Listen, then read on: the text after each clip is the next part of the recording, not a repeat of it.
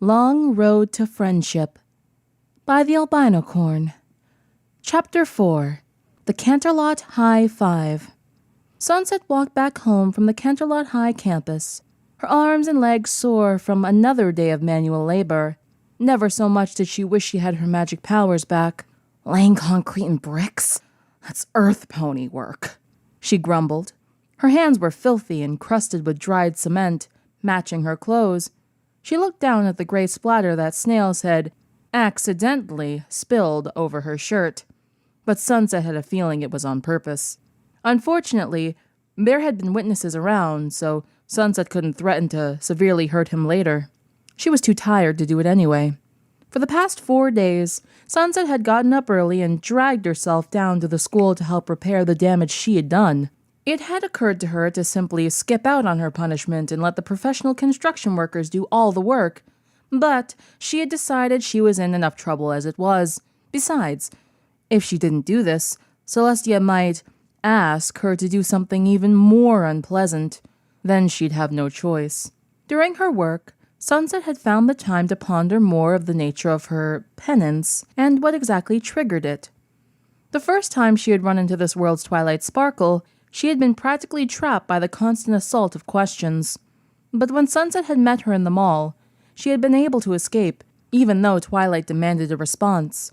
She had compiled all of the instances together, adding in all the times one of the workers asked her for something, and concluded that her curse was mostly favor-based. If someone asked for something, she had to comply, but if it was an order, she wasn't obliged to say yes. Apparently the word please also triggered it. Sunset took small comfort knowing she couldn't be ordered around by technically, but having to do what others asked of her still stung and aggravated her like a nasty bug bite. One more day, Sunset, just one more day. By tomorrow, all of the repairs would be finished, and school could resume the following Monday. Then, all Sunset would have to worry about was a month of detention. She huffed. It wasn't like she had anything better to do. There was a low rumble from her stomach, and Sunset decided she had a craving for something sweet. She still had some cash after going grocery shopping earlier that week, so she decided to stop by the Sugarcube Corner pastry shop. She paused and zipped up her jacket, covering the ugly stain on her shirt. People already thought she was a monster. She didn't want them to think she was a dirty street urchin, too. She found the shop, true to its name, sitting on the corner of Sugarcube Street. Once she pushed the door open and stepped inside, all of the conversation stopped. Sunset recognized almost all of the customers as students from school. They all looked at her with mixtures of surprise, interest, and fear. Or maybe that was anger. Sunset couldn't tell, nor did she particularly care. Sunset quickly grew agitated with a silent pause. "What are you all looking at?" she demanded, stomping her boot against the floor. The students stared at her for a few more seconds before going back to their conversations, now spoken in hushed tones. She balled her fists and marched over to the counter, but it wasn't like her usual haughty and assertive walk. It was a march of shame, further burdened by the judgment eyes of her peers weighing down on her conscience. "How can I help you?" Mrs. Cake asked in a rather cool tone. Sunset knew for a fact she wasn't in good graces with the cakes. "I'll just have a strawberry cupcake and a scone," Sunset sighed. Mrs. Cake pulled the two objects from their respective trays and placed them in a bag before ringing Sunset up. Sunset paid the amount, and as she turned to leave, her eyes ran over 5 horribly familiar faces sitting in a booth near the front. "Just ignore them, Sunset. Just keep walking." She started a brisk pace towards the door. "Hey, Sunset," Applejack called out. "Could you come here a sec?" "Damn it." Sunset felt a jolt down her spine, and her legs brought her over to the 5 girls. "What?" she asked curtly. Applejack pointed to an empty chair nearby. "Sit down with us for a minute." Sunset didn't really want to, but since they were probably going to ask her again, she saved herself the trouble and took a seat. "All right, what do you want?" "Well, Applejack coughed into her hand, looking around at her friends. No one else said anything, so she continued. "We just wanted to see how you're doing." "Really?" Sunset crossed her arms. Looking at each of them in turn, she measured her disdain for all of them. Applejack and her annoying southern accent and ridiculous hat. Rainbow Dash glared back at her while she sipped on a smoothie. As much as Sunset hated her, she had to admit she admired Rainbow's guts the occasional time she stood up to her. Fluttershy fiddled with her hair, looking nervous. Spineless coward. Pinkie Pie bounced in her seat, the only one looking excited to be here. Her constant optimistic demeanor and happy-go-lucky attitude made Sunset want to tear her hair out. How can one person be so annoying? Then there was Rarity, the prima donna wannabe cheerleader who wanted the whole school to look up to her. Sunset would have hated her more if they didn't have that in common. Yes, really, Applejack insisted. Look, I know we've all had our differences in the past, but I was thinking now would be a good time to put them behind us and start fresh. Start fresh? Sunset honestly couldn't believe this was happening. You girls seriously want to be my friends? She asked with a laugh. Pinkie Pie nodded her head fervently. Uh-huh. Maybe if you had some friends, you wouldn't be such a meanie. And I mean, come on. You could never have too many friends. Sunset furrowed her brow. These girls must think I'm stupid. Okay, let me ask you this. Do you girls really want to be my friend, or are you just doing this as a favor to Twilight Sparkle? 3 out of 5 faces changed from warm and inviting to looks of guilt. Pinkie Pie still wore her smile and said, Both.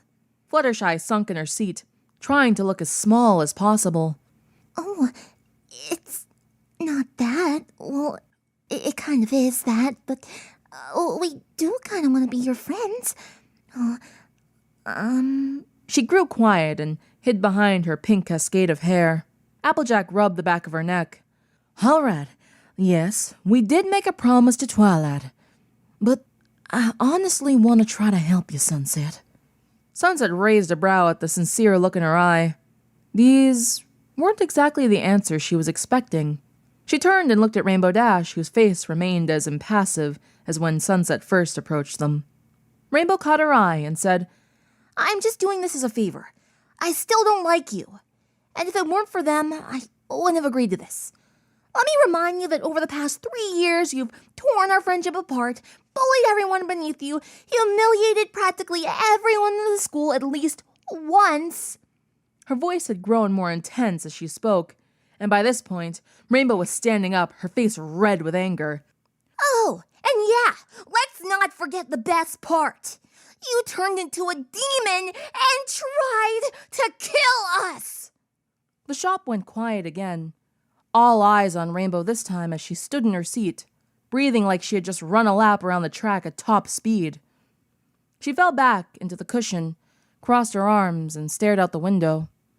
So forgive me if I don't feel like exchanging warm fuzzies with you. That was the answer Sunset had been expecting, though she hated to admit that it stung a bit more than she thought it would have. And what about you, Rarity? Sunset faced the last member who hadn't given their opinion. The noise level in the shop had risen back to a low murmur as Rarity sat in quiet contemplation. Her eyes were closed and she held her head in her hand. Well, Sunset, Rainbow is right. Ever since you first showed up freshman year, you've been nothing but trouble, slowly getting worse and becoming downright evil as time went by. She opened her eyes and stared right into Sunset's with an expression that was neither judgmental nor angry, but seemed to pierce all the same. She continued, You've lied, blackmailed, cheated, stolen, ridiculed, threatened, and hurt almost everyone around you. You've done nothing for the sake of anyone other than yourself. And since last Friday, we all saw you for what you truly were. Sunset found herself sliding down in her own seat. Rainbow's words had stung, but the way Rarity delivered them seemed to just cut at her. She didn't yell them. She just laid them out plain as day. It was almost like listening to the element's spirits again. However, Rarity's gaze softened. You also showed great remorse that night. Yes, I made a promise to a friend. But I know that we can't force you to do anything you don't want to do. Why not? Rainbow interrupted. She forced everyone else to do things they didn't want to do. Applejack smacked her with her hat. Hush, Rainbow. Let Rarity finish. Rarity cleared her throat. As I was saying, if you don't want to be our friend, Then fine. That's your decision. But if you honestly meant what you said, that you were sorry and didn't know any other way, then I'm willing to help show you how wonderful it is to make friends instead of driving people apart. Sunset was silent. A turbulent storm of thoughts and feelings rolled through her. Most of them genuinely wanted to be her friend despite what she had done to them in the past, especially Rarity, even after what had happened at the spring fling. Did I actually mean it when I said I was sorry? Sorry I failed, yes, but the rest of it, was that me? Or just the elements talking? Sunset definitely felt something when Rarity had thrown all of her actions back in her face. Perhaps she really did feel remorse. Sunset scrunched her face. This was going against everything she had believed in. She didn't need friends, and she hated everyone at this table. Still, at this point, they were the only ones who would even consider being friends with her. Anyone else would laugh in her face. Then Sunset would have to knock their teeth out. They were the only people who could help lift the curse set on her. As much as she loathed to admit it, she needed them. Just until the curse is gone. Then I'm back on my own. She raised her head and looked back at their expectant faces. With a deep breath, she said, Fine.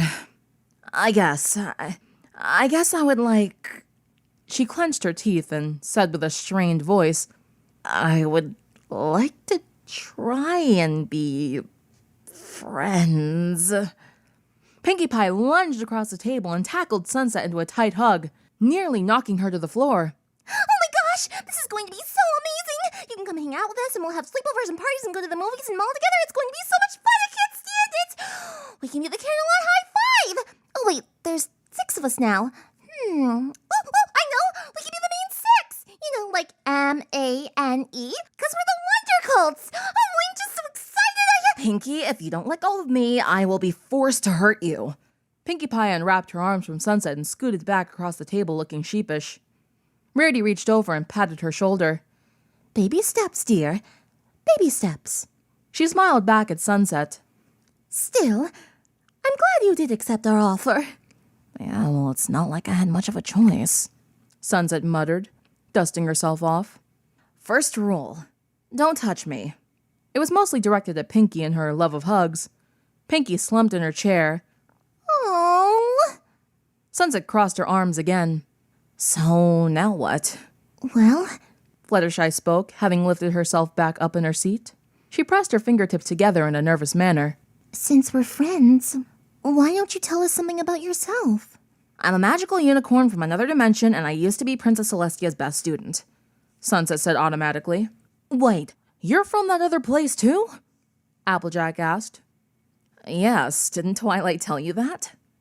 They all shook their heads. Rainbow Dash leaned forward. And did you say you were Princess Celestia's student? I thought Twilight was a princess. Sunset sighed. She was regretting this friendship thing already. Yes, I was Celestia's student. She's a princess in that world. A super powerful one at that. But yeah, Twilight's a princess too. The rite of ascension has to be earned, and I guess she earned it. Sunset added bitterly. Did you know Twilight back there? Pinkie asked. No, I didn't. I didn't learn about her until sometime later when I was inspecting the portal again. On full moons, if you concentrate really hard, you can see back into Equestria. I saw some of the study sessions she and Celestia had together in the throne room. There was a pang of sadness in Sunset's heart, and she quickly stood up to leave. Second rule, don't ask me any more questions about Equestria or Twilight Sparkle. She turned on her heel and began to walk out when Pinkie called out to her. Oh wait, Sunset, we're going to the street fair on Saturday. You want to come with us? No. Oh, come on, please. It's something friends do. All right, I'll go. Damn it. Pinkie cheered and Sunset rolled her eyes, heading out the front door. She was halfway through when she realized she was missing something. She turned around and marched back to the table, smacking Pinkie's hand as she reached for the bag of treats Sunset had almost left. Rule 3. Touch my stuff, and I will hurt you. Pinky gave her another sheepish grin.